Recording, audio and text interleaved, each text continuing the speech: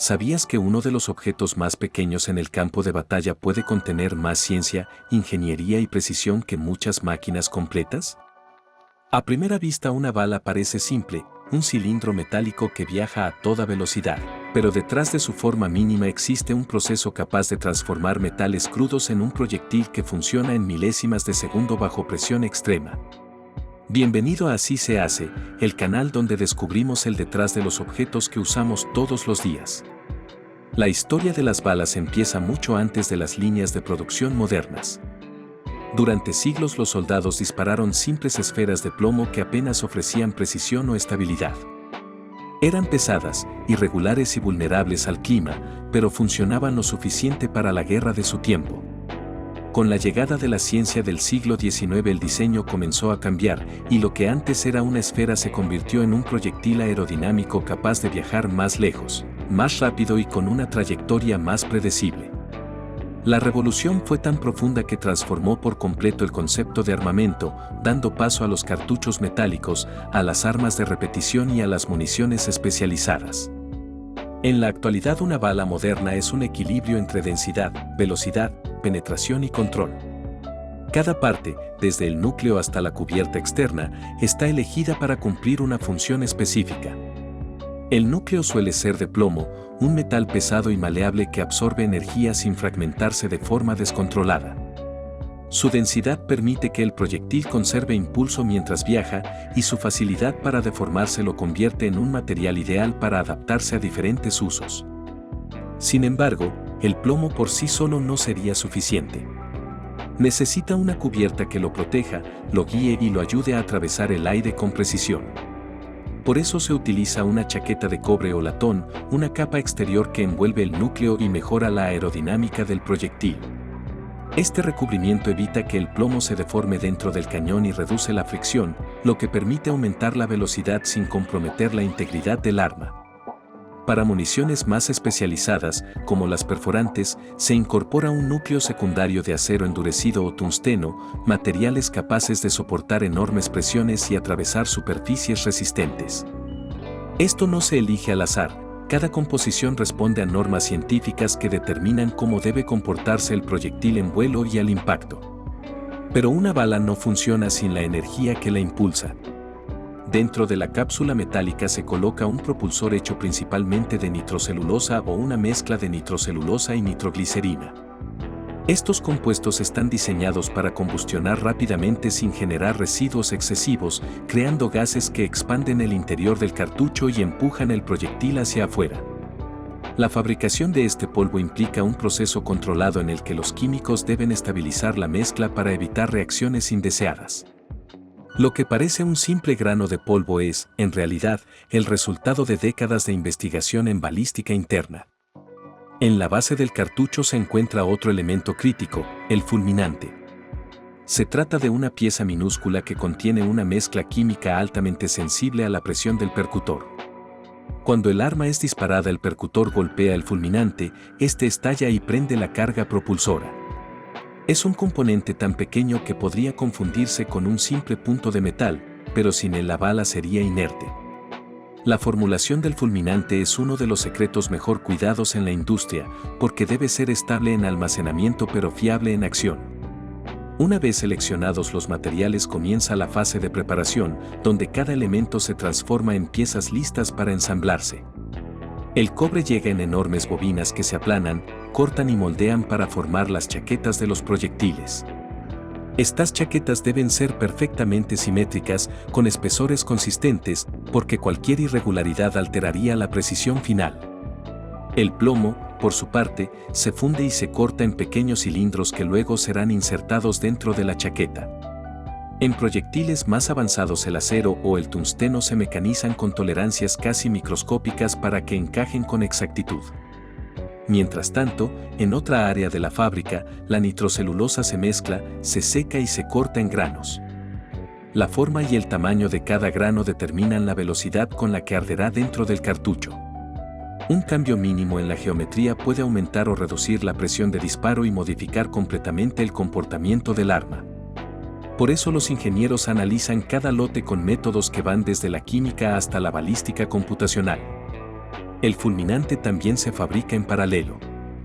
Se mezclan compuestos químicos sensibles y se depositan en diminutas copas metálicas que más tarde se insertarán en la base del cartucho. A través de estas primeras etapas los componentes ya comienzan a mostrar la forma de lo que serán.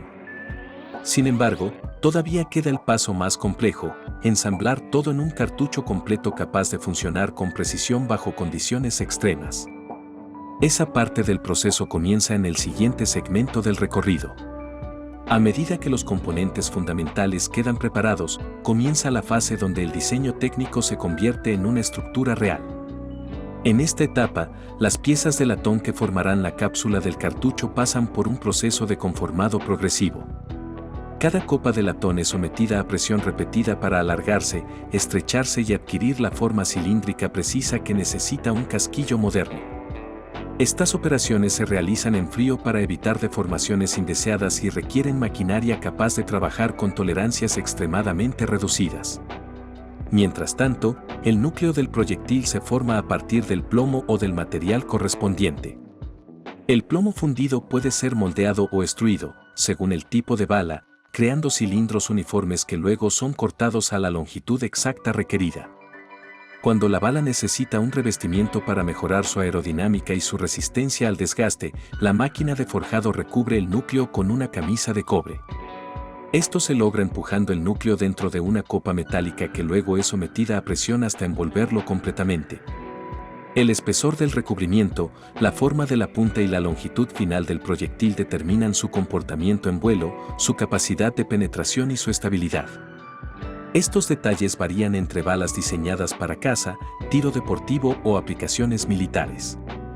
Después de formarse, las balas pasan por un proceso de inspección visual y mecánica que detecta imperfecciones como deformaciones, burbujas o variaciones en el peso.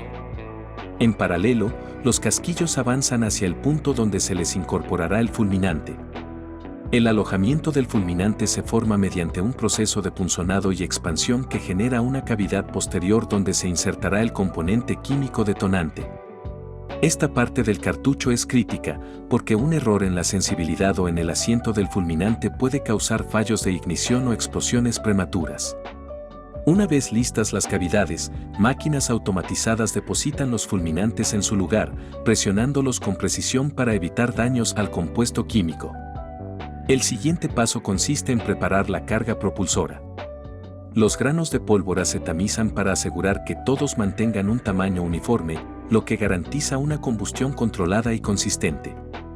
La cantidad exacta de pólvora que llevará cada cartucho se determina mediante sensores y básculas de alta precisión. Esta medida debe ser perfecta, porque un exceso genera presiones peligrosas en la recámara del arma, mientras que una carga insuficiente compromete la velocidad del proyectil y su trayectoria balística. Cada casquillo pasa por una estación donde recibe la dosis exacta de propulsante y luego continúa hacia el punto de ensamblaje final. Cuando la pólvora ha sido cargada, llega el momento crucial en el que el proyectil se inserta en el casquillo. La máquina de ensamblaje sostiene el cartucho vacío y coloca la bala en la boca del casquillo, aplicando una presión exacta que la introduce a la profundidad especificada. Esta profundidad es esencial para el correcto funcionamiento, pues afecta la presión interna y la estabilidad del proyectil al salir del cañón. Una vez asentada la bala, se realiza el proceso de crimpeado.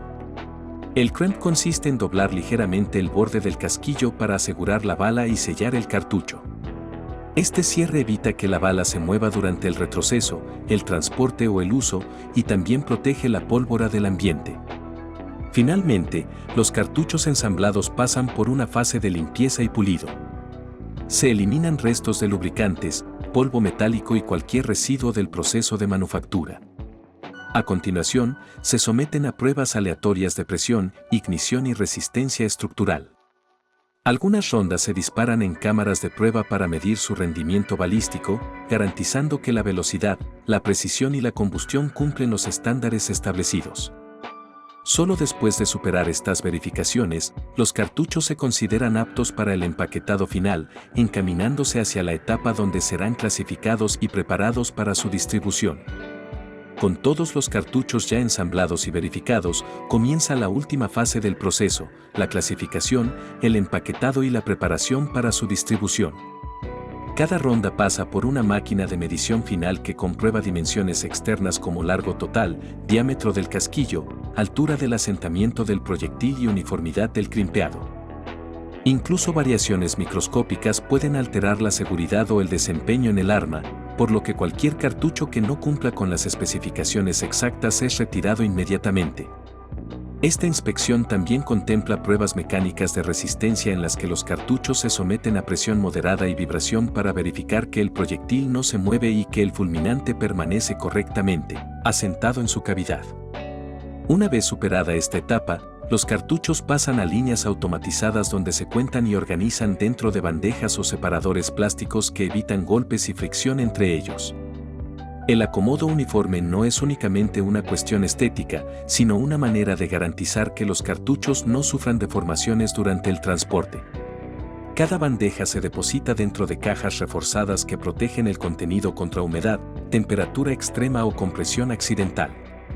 Estas cajas cuentan con información clara sobre el calibre, el tipo de proyectil, el fabricante, el lote y la fecha de producción, lo cual permite un rastreo exacto en caso de inspecciones o auditorías.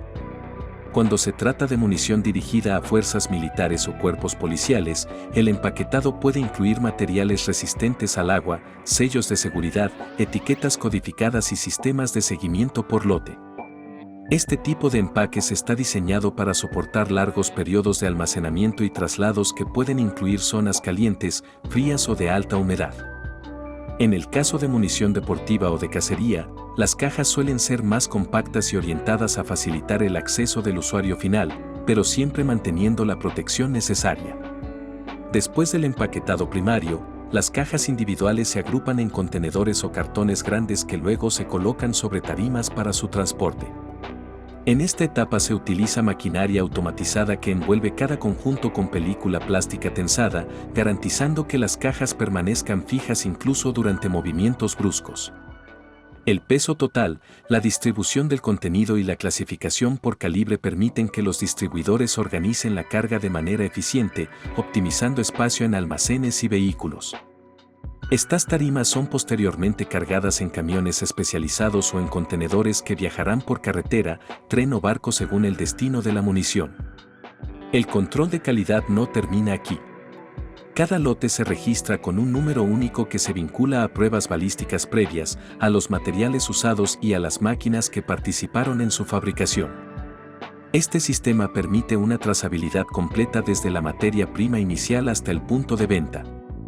En caso de detectar una falla en campo, el fabricante puede rastrear rápidamente el lote involucrado y retirar los productos afectados antes de que representen un riesgo. Finalmente, los contenedores se envían a distribuidores, armerías, cuerpos de seguridad o almacenes militares, donde permanecerán bajo condiciones controladas de temperatura y humedad hasta su uso. Así culmina el recorrido de un objeto que, aunque pequeño y aparentemente simple, combina ingeniería de precisión, ciencia de materiales, química controlada y rigurosos protocolos de calidad. Cada bala representa un proceso complejo de manufactura diseñado para ofrecer seguridad, estabilidad y desempeño consistente en el momento exacto en el que se necesita.